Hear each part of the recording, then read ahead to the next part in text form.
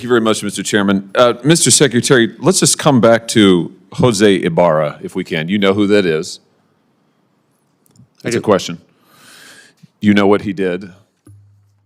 I know what he's accused of doing. Which is?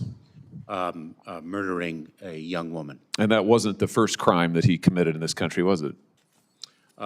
Senator, as I've articulated previously, I'm not going to speak about the facts of the case because there is an ongoing criminal investigation. Have you read his parole file? Senator, same answer. So you're not going to say whether or not you've read the parole file? I've got it right here. Have you read this?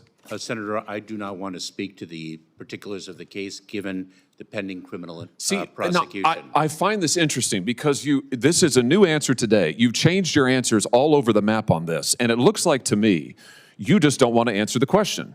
2 days ago, you were asked about this in the House Homeland Security Committee. I've got the transcript right here in front of me. You were asked the same question. Jose Ibarra, why was he paroled? You said, I don't know. You said, I don't know. I don't have the case details with me today. Congressman Bishop says, you don't know? And you said, I don't know. I don't have the details with respect to that individual's case, but I would be pleased to provide them to you, Congressman. You didn't know 2 days ago. Now, interestingly, on April the 10th, 6 days before that, you gave Senator Brit a different answer. She asked you the same question. She said, why was Jose Ibarra paroled into the United States? You said, and I quote, Ranking Member Brit, there was no derogatory information of which we were aware. So you were happy to comment on the case then, on April the 10th. By April the 16th, you had developed amnesia, and today you say you just won't comment. So which is it, Mr. Secretary? Now that we have the file, I'll tell you what the difference is. Congressman Bishop didn't have the parole file, and Senator Brit didn't have the parole file, and now we do have the parole file. And now we all know that the reason he was paroled into this country was because lack of detention capacity, which, as you and I both know, is not a valid reason under the statute. And now that we know that for sure, this is right out of the parole file. Here it is. Subject was paroled due to detention capacity at the Central Processing Center in El Paso, Texas. Now suddenly you don't want to talk about it. This is extraordinary. It's also a pattern with you. So let me just try one more time. Have you read the parole file? Senator, I'm going to give the same answer, and let me say it. Well, which one? Are you going to give me the answer you gave to Senator Brit? Or are you going to give the answer you gave to Congressman Bishop? Or the answer you gave to Senator Paul? Or do you want to try a fourth one? Senator, I will not speak to the particulars of the case given the pending criminal prosecution. Yeah, well, I'm sure. Well, you certainly, of course you don't want to, because it is an absolutely damning indictment of your policies. Let's just review Jose Barrera and how Ibarra, and how he came to be here. On September the 8th, 2022, he was encountered by United States Border Patrol in El Paso, Texas, and was paroled into the United States due to lack of detention capacity. A provision, a proviso, a rule that is not permitted under the statute. You and I both know you know this. You knew it when you were talking to Congressman Bishop. You knew it when you were testifying to Senator Brit, and you know it today. You just never wanted to cop to it because the statute doesn't permit it. And so you lied to Congressman Bishop and you lied to Senator Brit. And now you are hiding behind the ongoing prosecution excuse because it's the last one left to you, because you testified falsely under oath. Then on July 19th, 2023, Ibarra reports for a biometric appointment and was fingerprinted. This is now in New York. The results come back and indicate he has a criminal history. So he's in this country, he has a criminal history. September 14th, he is arrested in New York by NYPD for what? Injuring a child. September 14th, 2023, he is arrested for injuring a child. What happens? The offense was never prosecuted and the arrest was expunged. I'm reading right out of the parole file. Expunged.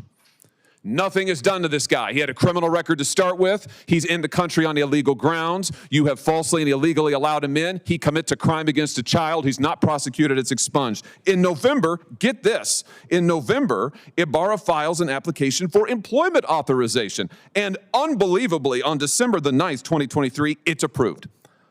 So this is your policies in action, Mr. Secretary. A criminal is permitted into this country on grounds flatly not permitted, flatly contradictory to the statute. He commits a crime against a child, and then he gets a work permit.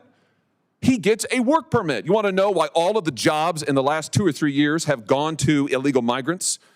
Working people in this country can't get a job, their unemployment rate's high. Why? Because of things like this. And then what's he do? Well, we all know. Then in February, he commits the heinous crime against Laken Riley. Is this a record that you are proud of? Senator, you've misstated some facts. I have read from the parole file, which you have said you don't recall, don't have, you miscited. I'm reading from it. It is right here. And I've just, pursuant to the speech and debate clause, I have just read it into the record. And the reason is, you have lied repeatedly to Congress and to the American people about this. They deserve to know. And the only way they're going to know is if I tell them. I've just told them. It's in the record now. I've read it verbatim from the parole file. Verbatim. I just want to know, why did you change your story so often? Why didn't you just answer honestly to Congressman Bishop and Senator Brit? Senator, I am confident that justice will be vindicated in the criminal prosecution of the case. Well, hopefully he'll get more of a trial than you got. Otherwise, there'll be no justice for anyone at all. Let me ask you something else. Travis Wolf, do you know that name? Not off the top of my head. Travis Wolf is a 12-year-old boy from Missouri. This is him. Travis was killed on December 20th, 2023, or I should say he was in a tragic attack on that night. He died some weeks later, head-on collision. The person driving the vehicle, who's now been charged with 6 criminal counts, is Indrina Bracco. Do you know who that is? I do not, but let me communicate that I know that all of our hearts break for the family of this young boy who died in that accident. Well, she's an illegal migrant here from Venezuela. Local law enforcement tell me that she was detained briefly at the border in 2023 and then released. And then she commits this crime. Multiple people have been stabbed in O'Fallon, Missouri by illegal migrants. Mr. Secretary, I know that you think your policies are a success. You've sat right there in that chair and you've told me over and over our policies are working. You're on the record years and years saying that. Maybe they're working for you. Maybe they're working for your political objectives, whatever they may be, I don't know. But they're not working for Laken Riley or Travis Wolf or the people of my state. They are, in fact, a travesty. What you have done is a travesty. And, sir, it is long past time for you to go. Thank you, Mr. Chairman.